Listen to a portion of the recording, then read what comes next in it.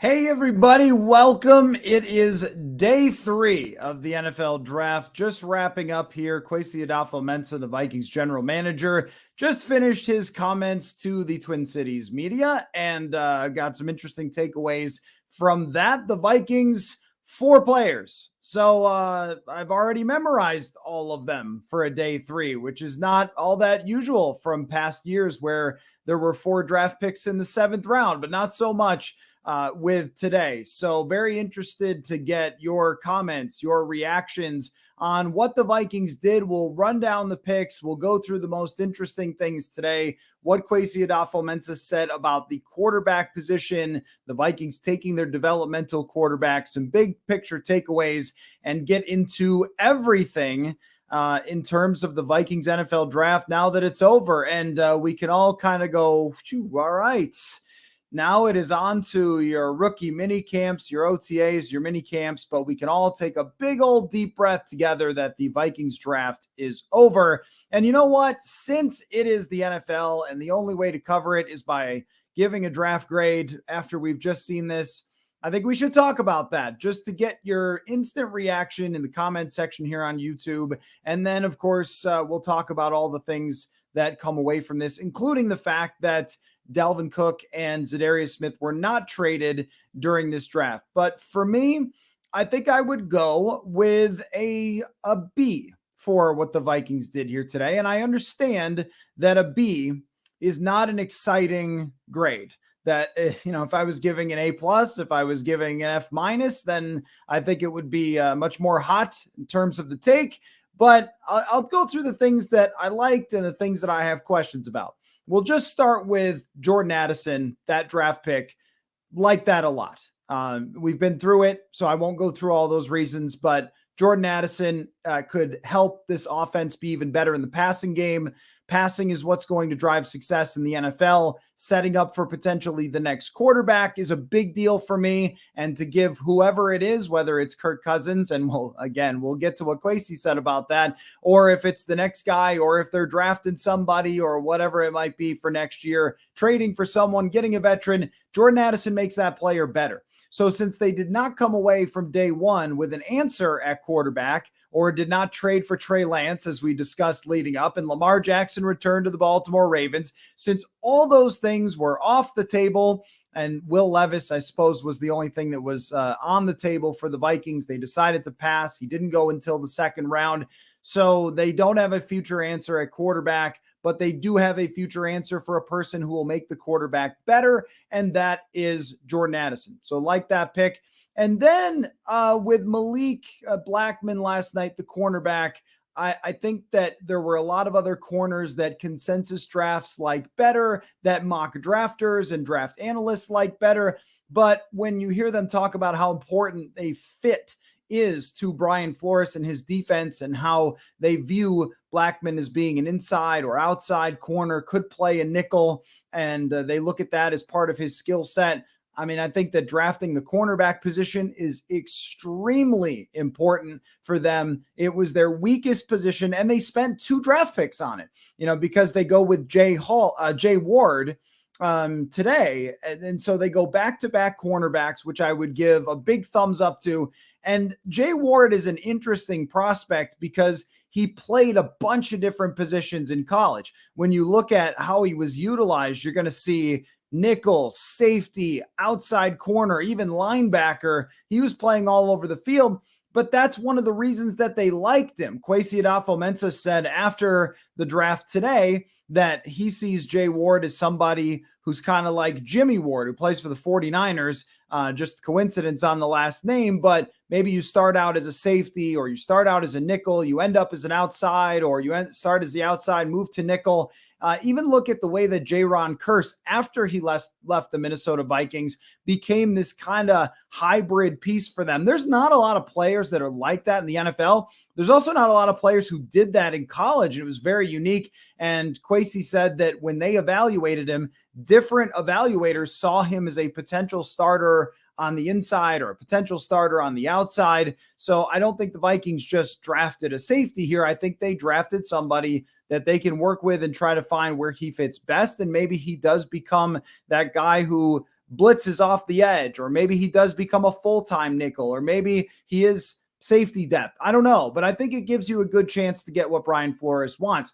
So stacking up those first 3 picks, even though they didn't have a lot of picks, but the first few picks being that it's guys from very important and key premium positions. I mean, we've gone over this so many times on the show of you don't draft a safety in the first round, or you don't draft a guard high in the second round when you should probably go to free agency and get those things. And this time around in Kwesi Adofo-Mensah's second draft, and I know they did get 2 corners last year, but going back to that cornerback getting a wide receiver, I mean, that gets high grades for me, even if there were people on the outside who said, we don't love this prospect as much as the Vikings do.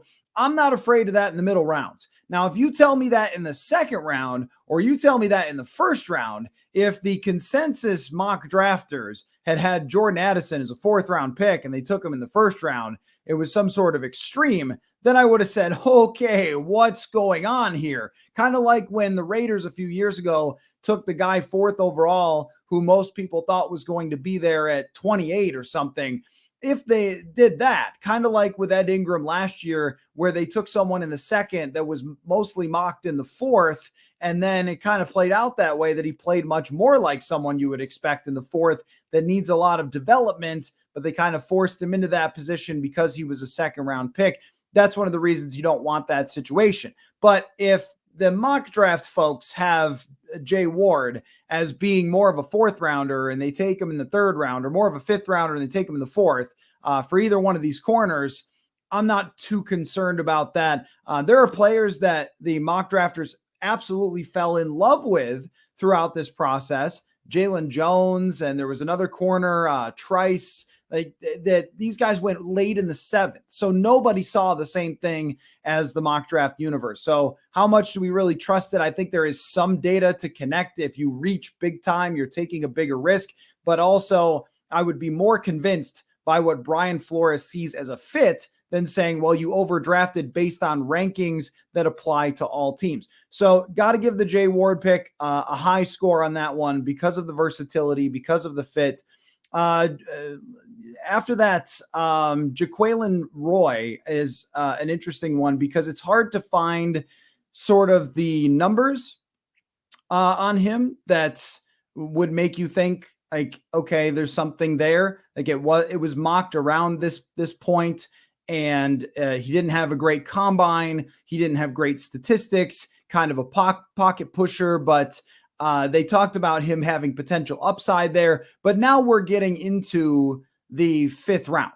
And when it's the 5th round, you're just taking shots at a player that might have some upside. I thought there maybe someone with a little more production in college, if you are going to find something late in the rounds, if you think about the players the Vikings found late on the defensive line that contributed anything, they were usually guys that were productive in college. Someone like Stephen Weatherly, someone like Afadi Adenabo.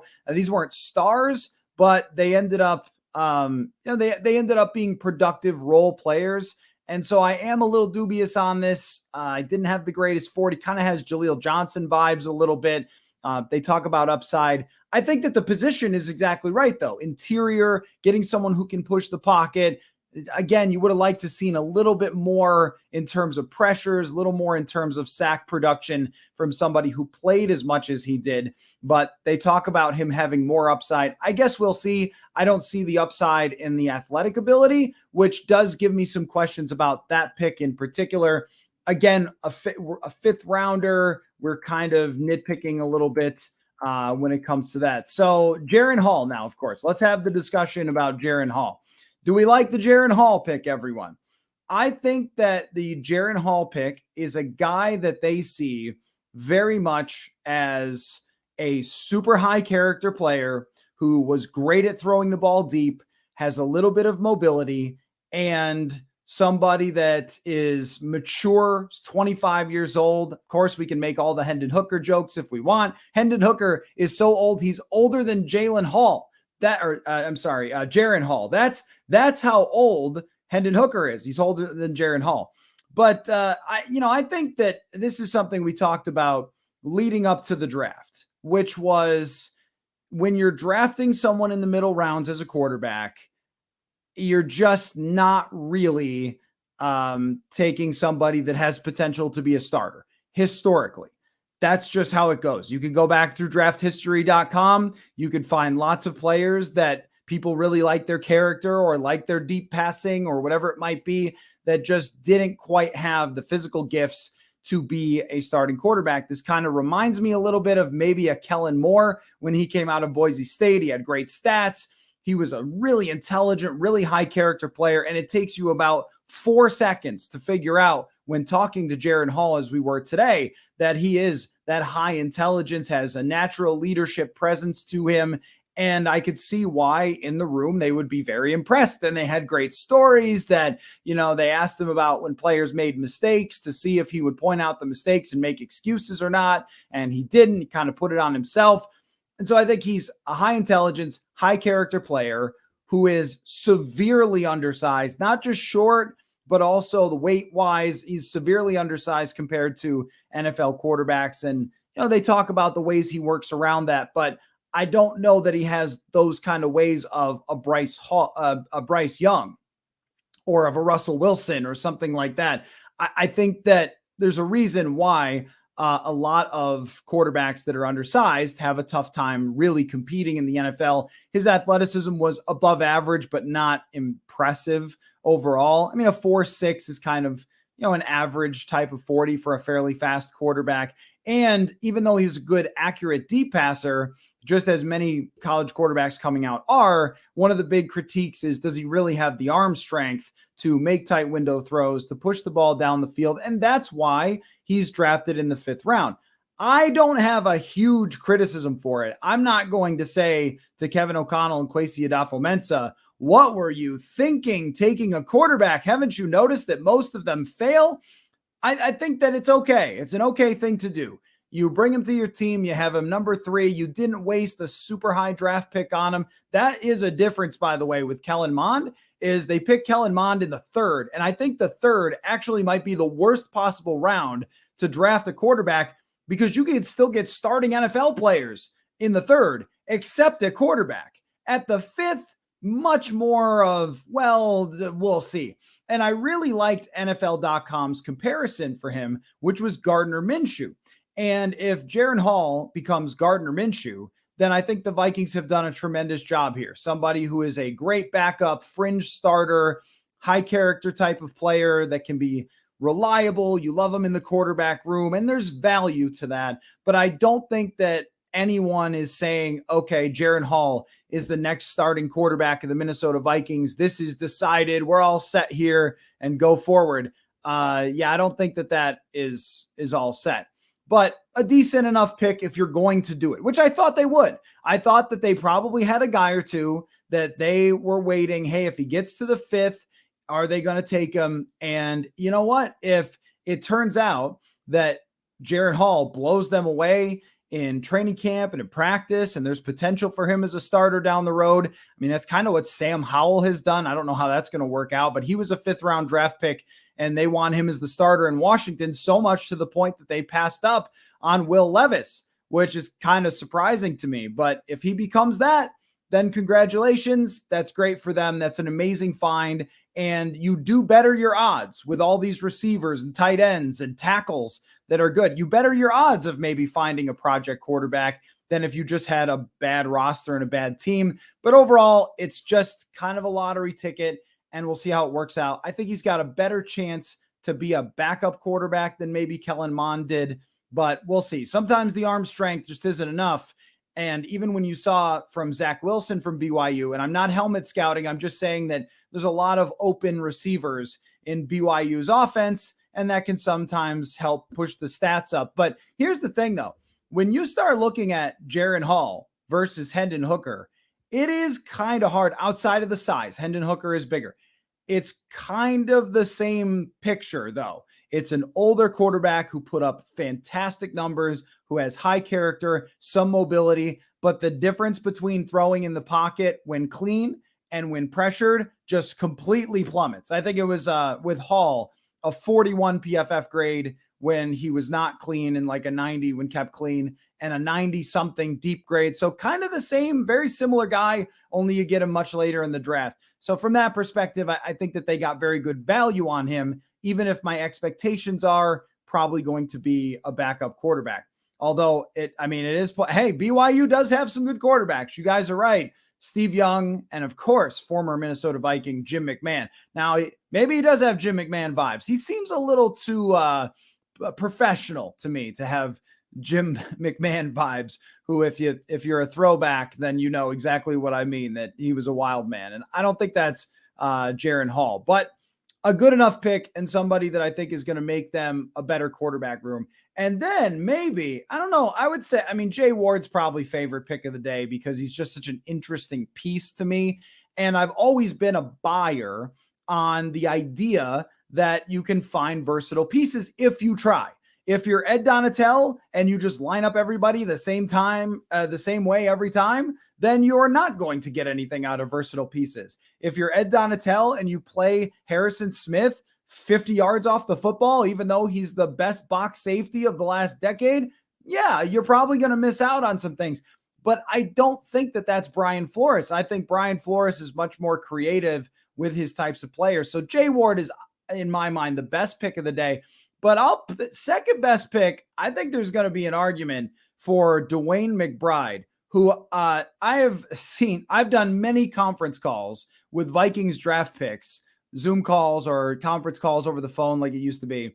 And I don't know how many players were happier than Dwayne McBride to be a Minnesota Viking. That guy was really, really thrilled, and it was a good time talking to him. But here's what I like about this, that when you go and look at Dwayne McBride's numbers, and I know it's UAB, but this guy annihilated the UAB competition. He had one of the best numbers of yards after contact, which he said, I hate being tackled. It showed that you hated being tackled, Dwayne. So he had incredible numbers in college. And now everybody's highlight reel looks good, but he runs through tackles. And this has been a thing, one of those statistics that projects pretty well. Yards after contact. You think about the NFL, you're taking a lot of contact pretty fast. And a lot of times it's, can you get through it and can you be successful after somebody gets a hand on you? So this is a guy that is like stocky built and I think has just a really natural way of running about him, kind of runs with some desperation. And I like that about him. And I think that now you look at the running back room and you don't count him out for being in a competition to play. That doesn't mean necessarily start, but that does mean it's possible that he could play. Now, they talk about one of the things is that he didn't catch the ball at all at UAB. And I mean at all. His numbers are hilarious. He has 1,700 rushing yards and 2 receptions. I don't know if I've ever seen that before, where they literally did not throw the ball to the running back. But I also think that that doesn't matter as much as we make it out to be. Every year, we have seen the preseason or training camp or OTA storyline. Hey, Dalvin Cook, he's about to be this wide receiver hybrid this year. He's about to line up in the slot and do all these things.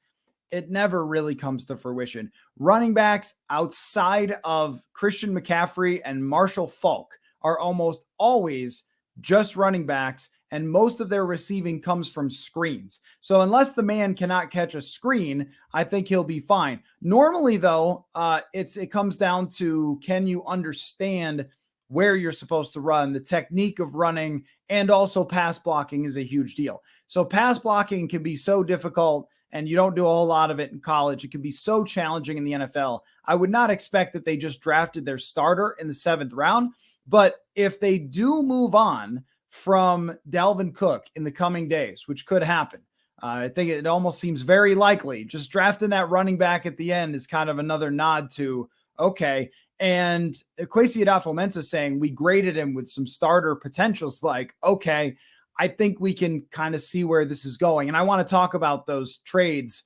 next, or I should say lack of trades for Dalvin Cook and Zadarius Smith. Talk about those in a minute. But now the running back room, if Dalvin Cook does end up going, whether it's a trade or if it's being released, then, it looks pretty good to me.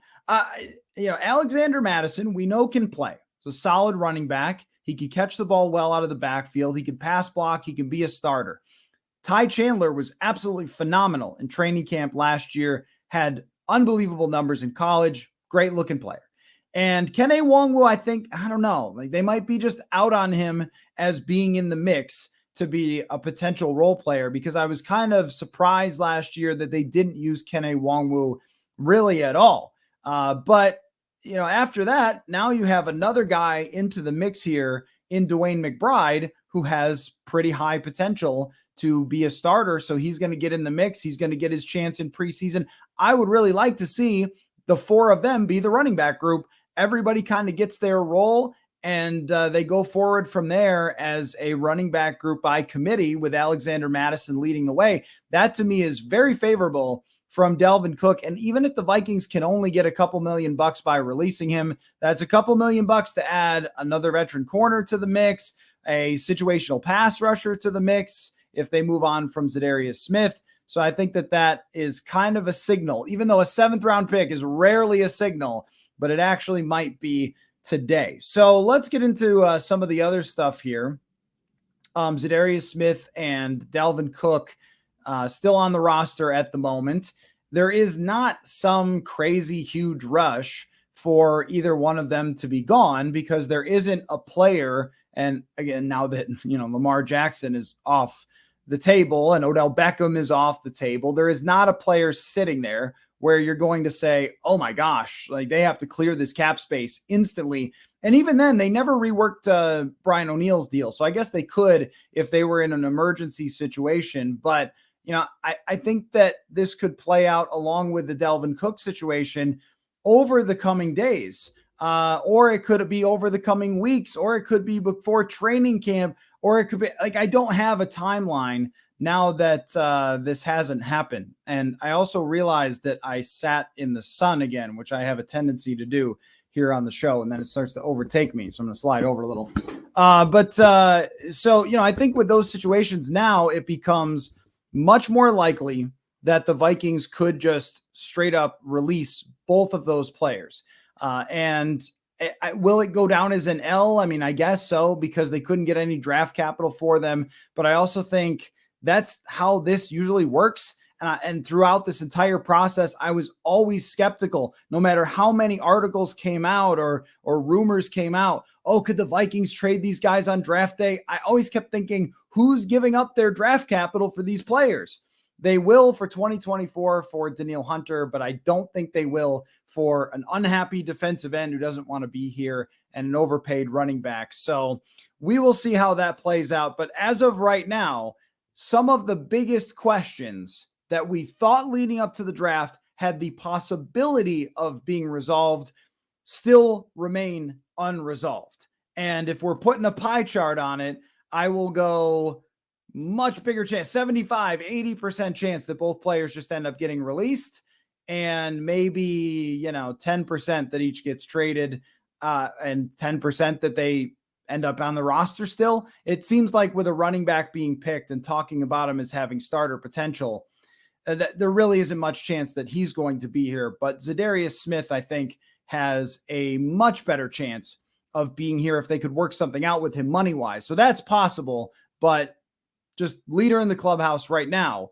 is that both of those guys will just end up getting released. And it's unfortunate for the Vikings that they can't get any draft capital for him, but that's kind of how leverage works, or for both of those guys. Now, the other thing to discuss is the quarterback situation remaining unresolved.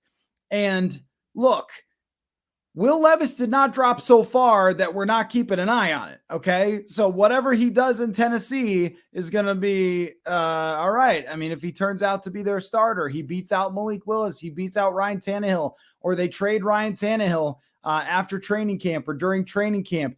If Will Levis becomes a great NFL quarterback, then we will be talking about that one. Maybe not necessarily in the Steph Curry, Johnny Flynn way of talking about it for the rest of time, but just like with Mac Jones, just like with Kenny Pickett, they decided as an organization, that's not our guy, and we're going to look for somebody else in the future, maybe. because today, Kwesi Adofo-Mensah, when we talked to him about the quarterback situation, and Kevin Seifert from ESPN was on the call as well, and he asked him once, then kind of followed up, like, okay, but the big picture plan, where Kirk stands, like what is going on there. And Kwesi talked about in the negotiations and just how they've tried to be solutions oriented, and he did not close the door for going back to the negotiating table with Kirk Cousins and eventually working something out. Now, what I can't figure or tell you without being in the room myself is, would Kwesi Adofo-Mensah talk about that in a way that it was still possible for an extension? Because that's the only way to talk about it, right? If you say, yeah, it's over with Kirk and we don't know what's next. Whoops. I mean, like, that's not going to go over very well, is it? But at the same time, like, is that still actually a thing that's on the table? Like, would Kirk Cousins come back? Because there were negotiations, there were discussions, and my understanding is, and I believe Andrew Kramer said it on this show a few weeks ago, that the Cousins side just wanted a longer term deal and the Vikings side wanted to go shorter term. So does not getting a quarterback that they potentially wanted change now how they view about their future with Kirk? That is a question, because if they went into the draft saying, hey, if Stroud or Richardson really drops, then we're going to trade up and grab him, and that's our guy. But then that didn't happen. They didn't want Will Levis, so they might kind of go back to the drawing board and decide that Kirk could be a potentially decent option for them for an extension now that they have, Jordan Addison in here. I think that's a little far-fetched still at this moment. I would not call it impossible, though, after what Kwesi Adofo-Mensah said. And I think that would be a big mistake and an incredibly unpopular thing if they did it. Just because we've seen the whole Kirk Cousins thing play out year after year. We know all that. We've gone through this. But I think that more than ever, the Vikings fan base was ready for this to change with Kirk Cousins, just to move on, just to look for that next quarterback, look for those guys to make a draft pick and make it their guy and take their big swing. I think everybody's ready for that, as opposed to just running the same things back over and over and over again. So even cracking that door open has to raise your eyebrow. It's like, wait, what? This is still possible? But I also think that you cannot publicly say, we're done with him, because he's the quarterback next year. And after what just went down in the draft, with them not picking a quarterback, he's absolutely the quarterback next year, barring some crazy Trey Lance trade on June 1st. But at this point, it sort of goes under the category of all the other trades that we talked about as being possible, but not particularly realistic. So I guess it's not over after today, whereas they did have a chance on Thursday night, to make it over by drafting Will Levis. And they decided that was not what they wanted to do. So I'll take your questions. I guess I went on kind of a bit of a diatribe, breaking the entire thing down, and haven't gotten your questions in. I know there's one at the start that was in here before I even began and I wanted to get to, and I'll continue sort of sliding away from the sun here. Sorry about that. Let's see. We've got Talk Me Off a Cliff from Ryan. Talk me off a cliff. Why is it that the Vikings trade back and go against the consensus every year if there's such an insanely top-heavy team dependent on the few draft picks that they have?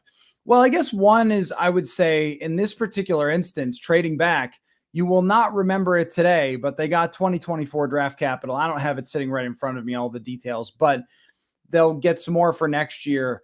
I think trading back is a really good idea if the player that you want, and you only have one draft pick, so you're not just like throwing picks at everyone. So you have kind of a guy that you've decided on. And that guy apparently was Mekhi Blackmon. That's who we want in the third round. That's who we're going for.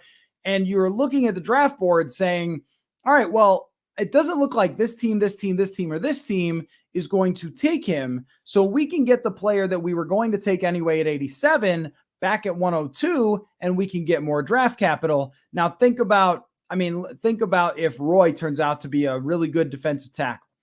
Okay, well, was it that pick? I lost track. One of those picks came from trading back and getting an extra 5th rounder. And if we go to the draft capital charts this year, the draft capital charts were in love with what Kwesi Adofo-Mensah did. So, I think that we have to consider the value that they are able to get and the player that they're able to land at the end of the day. When we talk about the trades, we have to analyze each one in a bubble. I don't think that we can say, oh, well, trading back is always bad because you're always missing out on a better player. I mean, last year, I think that trading back as far as they did was highly questionable and has played out to be highly questionable because it wasn't just Jamison Williams. It was Kyle Hamilton. There were other players there. There were other receivers there that turned out to be good players. So that trade back, they passed on a lot of really good talent. Trent McDuffie was taken. George Karlaftis was taken. Both those guys by Kansas City. In the meantime of them trading all the way back, they missed out on a lot of talent.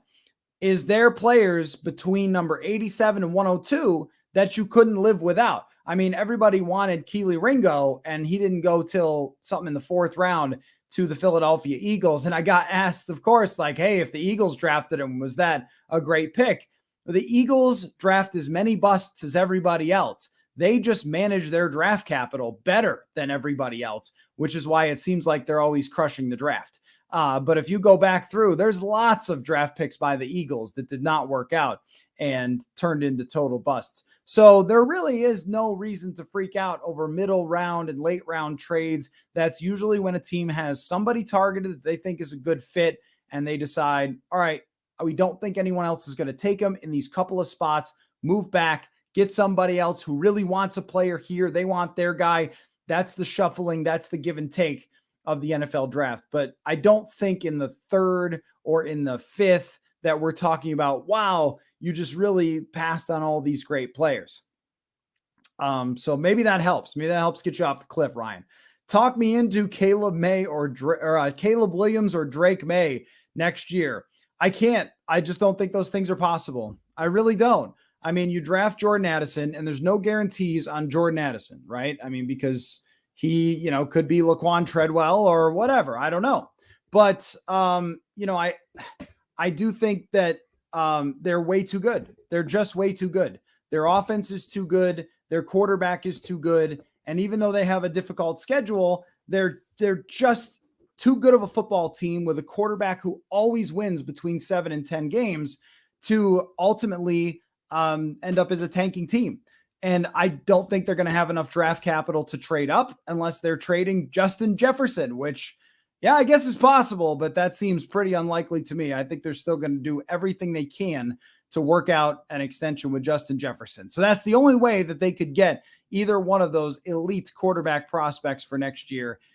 Tanking is not an option for this team. It never has been, and I don't think it ever will be unless it is the natural tank. So if Kirk Cousins gets hurt, then okay, possible. But Kirk Cousins also has the best record of health of any quarterback in the entire NFL. So, I mean, the guy just has never been hurt, and he wears an absolute suit of armor for every single game. So, I just don't think that's going to be an option. So, I'll take any other questions you have about like today's potential draft picks and things like that. Just looking through some of your comments. I mean, with the Wilfs, they always kind of get brought up in this conversation. They value tradition and security. Riverboat gamblers, they are not. I guess I don't entirely agree with that. I mean, I think that when you go back, like the context really matters of the thing with the Wilfs. I mean, Riverboat gamblers, they were here when Brett Favre showed up, right? I mean, so how about Kirk Cousins? Was Kirk Cousins not a humongous gamble? That just didn't work out to get a bunch of playoff wins like they thought it was going to. But the safe play that year would have been to stick with Case Keenum, right? And bring back Teddy Bridgewater and draft a guy in the middle rounds or something. It would have been to stay with the quarterback who had taken him to the NFC Championship. And yet they ended up deciding to go all in on Kirk Cousins. It just didn't work out. They decided to go all in on Brett Favre, and it did work out. to go to the NFC Championship game. I think that they've taken a lot of gambles, some of them even just in-house, when you re-sign players that maybe you shouldn't, or they try to make that big splash signing and it doesn't always work. So I don't know. I don't want to put it that way. I think that after 2015, they win the division. Every year they've had a good roster. And there was probably only one opportunity during that entire stretch, one, to really drop back and do a full reset. One. And that was from 2019 to 2020. And because they won a playoff game in New Orleans, they decided not to do that. They probably should have at that point. But that was the only time. So I hear you on the criticism of them trying to be competitive each year and not taking steps back and not looking deep into the future like maybe they should have. But I just don't know that it's valid to say, hey, that's all they want is to just be average. I'm not sure that I would really agree with that. I just think that they've always felt like their team wasn't that far away from competing, and that one year they probably could have dropped back. But this draft, I will say though, this draft right here, let's just say that ownership does dictate the whole thing.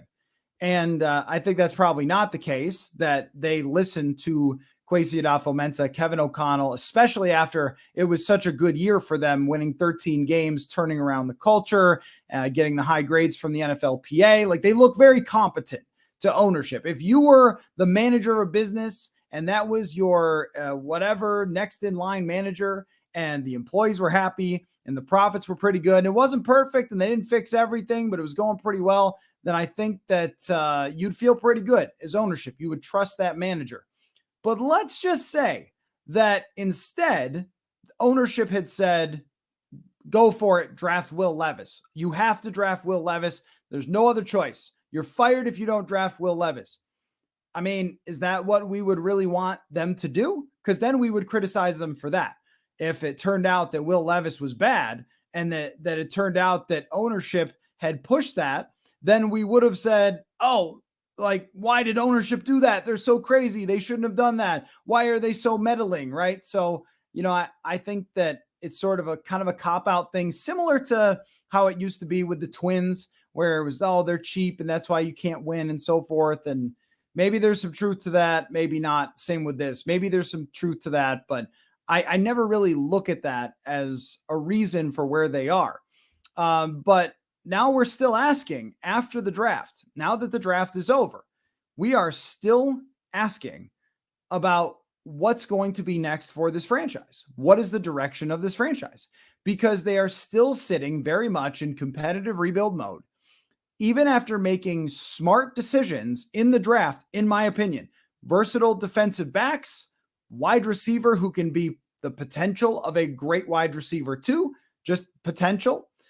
They've built a group of weapons. They've built tackles that are really good. They've drafted high on the offensive line that there should be improvement there. I don't know if there will, but there should be. They brought back Garrett Bradbury. Like, everything is in place to do exactly what Kwesi Adofo-Mensah said they were going to do from day one, which was competitively rebuild. So they are in line to be a team that competes for the playoffs right now. The Lions had a very goofy draft, and yet still, if they got some good players, they are in position to win that division. But are we really thinking the Vikings are 100 miles behind? Of course they're not. The Vikings are in that conversation to win the division. And because of that, where is it going after that? Are we going to get to a point where they get higher on their team after the draft than they should be, and they sign one more player and they decide, you know what, we should just extend Kirk. That'll lower his cap hit, and then we'll sign another player, and then we'll be a really great team and we'll win the division because the Lions were dumb and the Packers kept drafting tight ends, and what are they doing? And the Bears still aren't that good, right? Could we see that? Or could we see halfway through the season, they're playing really well again, and then they extend Kirk halfway through the year because they say, all right, yeah, he's proven that he can win consistently, right? Like, not knowing right now still leaves it open to the potential of either Cousins coming back or getting to next season and not having an answer. And I think one of the reasons that you draft Jaren Hall today is that you kind of hope that even if you don't have a 2024 answer, you can do what Washington did and say, oh, we drafted our guy last year. You just undervalued him. He was really great in the 5th round. That's what Washington is arguing about Sam Howell. I don't know if I believe that, but it'll be great for them if he becomes a good player. There was 100 different guys today who were compared to Brock Purdy. So we might as well all just say it together. Maybe he'll be the next Brock Purdy. Say it together in the comments. Maybe Jaren Hall will be the next Brock Purdy. I don't know, right? But you take him because if you get left out on the cold, you can always say we took our quarterback last year, I guess. But the options are completely open is the way that Kwesi Adofo-Mensah said it today. Everything is on the table for the future at quarterback, and that's not going to leave anybody feeling like they are solidified for the future and what it's going to be. Even if you had drafted Will Levis and we had lots of debates over it, or drafted Hendon Hooker and we had lots of debates over it, we would at least know. And we would at least know what the next year plus is going to look like. I don't know what the next year plus is going to be like. Is it going to be this team goes 8-9 and sits in the middle of the draft and then tries to find a way to trade up? I mean, you mentioned Drake May or Caleb Williams. I guess that there could be another guy that could be at the top that they could try to trade up for, or they could mortgage the whole future and trade 3 firsts or whatever if they do that. Or they could find a veteran who gets, unhappy with his team and they decide to sign him. You never know, I guess, when the next Aaron Rodgers situation is coming. Tom Brady could unretire and decide he loves his Minnesota roots and wants nothing more than to throw to Justin Jefferson. But all the things that we talked about in the lead up, the biggest thing was maybe this will solve that path. Maybe we will be told what this is going to be. And there it was. And they said, nope. We're not going to take that path. We're not going to take the Will Levis path. And so now it's all up in the air remaining for, could it be whoever? Could it be a top quarterback for next year? Could it be Kirk Cousins? Could it be Jaren Hall? Could it be some other free agent? Could it, right? There's so many options still on the table. And I think that there's nothing annoying about their picks. That's the only annoyance that's left over from this. That if you're criticizing, we went through this kind of last night a little bit, if you're criticizing who they picked in the 3rd round, then I'm kind of out on that conversation. Like, I don't know whether Malik Blackman will be good or not. We'll see. We'll find out.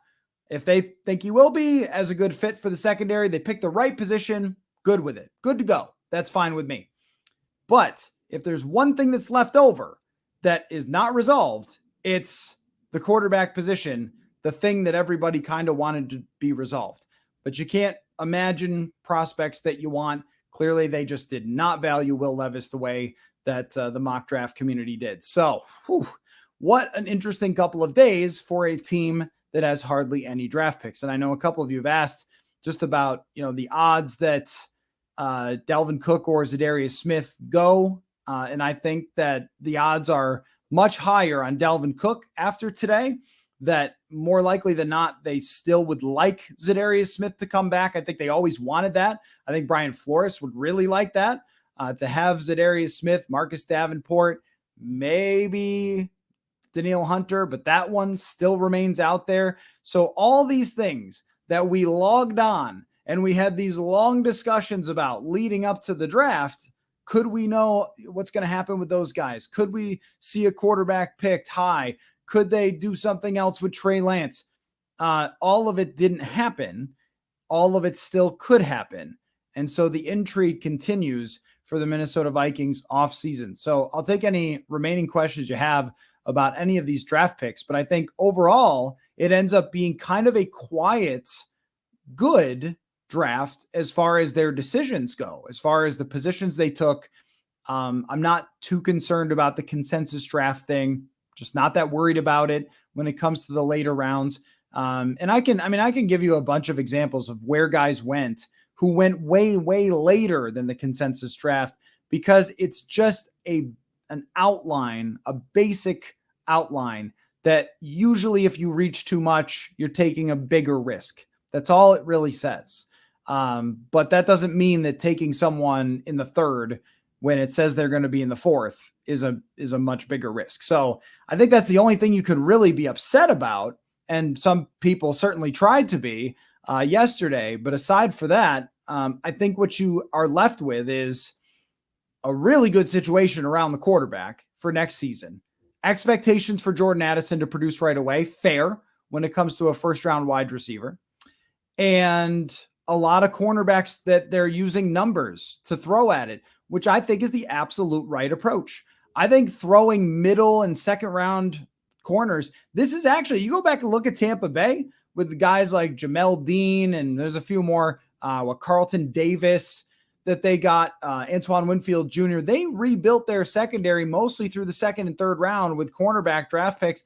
It's really what the Vikings have done here. Is that they have tried through Andrew Booth Jr., Caleb Evans, Jay Ward, and Malik Blackman. Now you have 4 guys who are very young, who are drafted somewhere between the second and the fourth round. Take a bunch of shots, see who comes out of that competition. Byron Murphy, by the way, is not old. I think he's like 25. So you have a bunch of young players that they're taking shots there. Lewis Cine is another young player. Even, Cam Bynum, if Lewis Cine doesn't work out for this year to start, Cam Bynum is still a young player. So they've got a young secondary outside of Harrison Smith to build with Brian Flores. I think that's good process. I mean, they desperately need people who can cover to stop the pass at some point. They had a good offense last year and could not stop anyone. So you're going to have to do that in the future. I think that they've made pretty good bets there. So if there's, if there's anything to criticize there, I don't really know what it is. I mean, maybe looking for a pass rusher, but I mean, there were some on the board once you get past the third round. I don't know if those are bad choices. I mean, I kind of like this way of breaking it down. They didn't do anything dumb. I agree with that. Did they do anything that blew your socks off? No, not really. I think they picked the right guy for wide receiver, but they didn't do anything that was wild, but they also didn't do anything where you went, what? Like kind of last year. And maybe that was a little bit of more experience or just the way that things worked out. From Hunter, I don't understand people losing their minds about this draft. They didn't have many picks to work with, but I'm pretty content with how they used them. Because that opinion right there, Hunter, is a very common, reasoned opinion, but that is not what we show up for sports for, right? Especially not football. And this is the last frontier of hot takes. This was the last day. It was like the last day of school. You're not going to class. You're not behaving on the last day of school. You are skipping. You are running amok in the halls. You're shooting off fireworks outside. It's the last hot take day of the football year.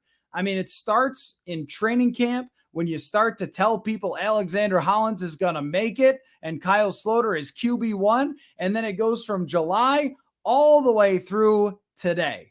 And then you're off for the summer. You just sit around and watch baseball. 2-hour baseball games, by the way. It's wonderful. But I think that the draft is always that last chance for everybody to get super pumped about what's going on with their team before the summer. And this draft did not give you that opportunity to go buck wild with an opinion. So I think what we got was a lot of people who wanted to, and that happened a little bit last night. So, anyway, I'll continue to answer some questions here. Let's see. I wonder if Hall would have been drafted, where Hall would have been drafted if he was 6'3" instead of 6 foot. Yeah, higher, because even though the Vikings director of college scouting and Hall himself both had very good answers to my questions about being an undersized quarterback, at the same time, it matters. It's not like Bryce Hall being undersized or Kyler Murray. These guys are tremendous prospects. I mean, that just like checking off every box, especially, Bryce Young is super intelligence, playmaking. Kyler Murray's arm is absurd. His mobility is all-time great. I mean, he's one of the fastest players in the NFL, not just a quarterback. And so those guys get taken at the top when they're small now. Maybe in past years they wouldn't have. But somebody like Jaren Hall, who runs a 4.6, it's pretty good. It's okay. Who had good numbers, 3,000 yards, 30 touchdowns, I think 5 picks or something. but not absurd through the roof Heisman numbers or something. Like, he was just a good prospect, but probably would have gotten a little more love if he was 6'3". But I don't think there's anything there that we would have been saying, wow, this guy is a first round pick if he was 6'3". I don't think so. Let's see. From Jeffrey here. Think Hendon Hooker is a legit possibility for the Vikings to start, or I'm not for the Vikings, for the Lions to start over Jared Goff. No. He's got the ACL injury, so he's not even going to be ready for training camp. And Jared Goff led a top 5 offense last year. I mean, I think the reason that they're doing that by taking Hendon Hooker is, one, they had a gazillion draft picks. So if you're the Lions and you have a gazillion draft picks, well, okay. I mean, this quarterback fell. Let's take a shot at him. But also, I mean, Jared Goff at some point, he might Kirk, right? He might be, and this is something that the Vikings did not do outside of Kellen Mond, but he might end up being a Kirk situation. And he did this in Los Angeles. He got them only so far. And they decided, you know what? We either need somebody cheaper or somebody better. They went somebody better. A lot of times teams go somebody cheaper, right? So I think that they might look at Hendon Hooker as, what if he is a version of Jared Goff who's a little faster, but a lot cheaper when he's on his rookie deal eventually down the road, or if he's just a good draft pick, right? I mean, he also could be a good draft pick, but as far as early, like this year, next year, the Detroit Lions, it appears, are completely in on having Jared Goff as their quarterback. I don't think that a second rounder means, in a draft where they had a million draft picks, I don't think it means that they are sure that they drafted their backup or something. So, but it was a really interesting draft in the NFC North. I think if you're the Vikings, that you're looking at what Detroit did, and you're probably seeing a lot of the criticisms for Detroit.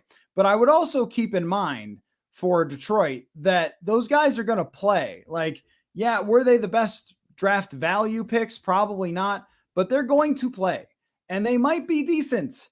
And so it's still not great for the Vikings that they got a playmaker who could score touchdowns for them, or a linebacker who has the potential to be very, very good. And I had my eye on maybe if the Vikings traded back and Jack Campbell, he's got great numbers and everything else. But I think that the Lions didn't crush this draft in the way that we maybe expected based on what they had. They didn't get the most value, but they may have gotten some pretty good players. So the Lions, I think, did get better as a team. The Packers, maybe, I mean, Lucas Van Ness could be a good pass rusher. The multiple tight ends is kind of weird. I just am not a fan of drafting tight ends. They usually end up taking years to develop if they ever become anything. It's pretty rare. I mean, how many good tight ends are there in the league? Like 5? And some of them were drafted in 5th rounds, like George Kittle. I don't know. That's always a really questionable one for me. So I don't think that Green Bay set themselves up. They did draft a receiver, I think, in the 2nd round. I don't think that Green Bay set themselves up for a great situation for Jordan Love, or way, way better than Jordan Love, or for Jordan Love in the future. And I'm just getting crushed by the sun right now. I think we got to go back across the room this way. Oh, we're back. Here we go. There we are. Sorry, guys. So yeah, I mean, I think that Chicago obviously got a lot better. I mean, they just had a ton of picks. I don't think they're quite there yet, but they had a ton of picks. And so they have a chance in a year, I think, to be a much better team, but probably not this year. Let's see. It's a good question from Matthew. Better prospect, Kellen Mond or Jaren Hall? It's not close. It's Kellen Mond, but that doesn't mean that the results will be worse. Kellen Mond was a much better prospect than Jaren Hall coming out. He was, I mean, first of all, bigger, stronger arm, came from a pro style system that was supposed to project. And I'm talking about what kind of prospect he was, not what he became in the NFL, just how he was evaluated. There were evaluators in the NFL who thought that Kellen Mond should be a fringe 1st round draft pick. And he went in the 3rd round, which is 2 rounds higher than Jaren Hall, which to me says that the NFL believed in him a lot more than they did Jaren Hall. And part of it, I think, was the upside because of his size. But, look, I mean, it didn't work out. It didn't work out at all. Not even a little bit for Kellen Mond. And Jaren Hall strikes me as a very mature guy and a high-class dude who's got a very good arm at throwing accurately, but I don't think he has the arm strength that Kellen Mond had. I don't really think it's even close for the raw arm strength, which would matter a lot in this conversation. The problem with Kellen Mond was that he just could not translate from what was on the whiteboard to what he needed to do in practice and in the preseason games. It was just moving too fast for him, and he couldn't make decisions quickly, and it doesn't matter what you have physically. And I watched Kellen Mond in warmups, and I watched him sometimes in practice where he would unleash a pass that you were just wowed by. Like, whoa, that's a rocket. He's got a strong arm, had physical tools. He was fast, but he just couldn't really put it together. So, I think that with Jaren Hall, you're looking at somebody who has a limited ceiling more likely than not. Could he be somebody that in an absolute best case scenario was a Case Keenum, where he has a year or he has a moment that he steps in and it works out? Probably. But if you're expecting much higher than that, I don't really know if that's possible. So anyway, I mean, that's another year, guys, another year. The Vikings have made their draft. There's still a lot up in the air for the future. We will continue to talk about what is next, quarterback position, and Kwesi Adofo-Mensah not shutting the possibility down of the Vikings extending Kirk Cousins also raises a lot more questions. Whether that's a good idea, I don't think it is. I don't think most of the fan base thinks it is, considering how it's gone for the last 5 years, but just kind of offering that up, that that has might be something that they could go back to the table, is a little surprising on a day where they drafted a quarterback. But maybe it was just kind of a way of speaking to say, hey, who knows? Everything is on the table. So anyway, great time talking to you guys throughout this entire draft process. We will continue all of our coverage here on Purple Insider as always. Again, I think for them, they did not do anything to screw up. And that's a good draft for the Vikings. And now we wait to find out what these players are like. But overall, I would say that they had a much better go at it in terms of positional value, what they needed, players for the future, building up the defense, getting another weapon on offense. I think these were all really positive things for them. Oh, and someone asked about the trades. I thought they were fine. I think you have to really be working hard to get upset about trading back when you're not trading back that far and you're grabbing an extra pick and it's in the middle rounds where it's all completely random. I implore everyone, go to drafthistory.com, scroll through 4th and 5th rounds and circle the players that worked out. Totally random in the 4th and 5th rounds, all kind of the same caliber of prospect. I think those are the perfect places to move down. And if you love the analytics charts, they were very high on what Kwesi did. So I thought that this draft was handled well, and that we had a lot of fun, and we'll continue to have a lot of fun speculating. I've got some good guests coming up this week, and the big show to watch out for, Chris Trapasso, who has been leading up this entire draft, doing mocks, draft sims, breakdowns, comparisons.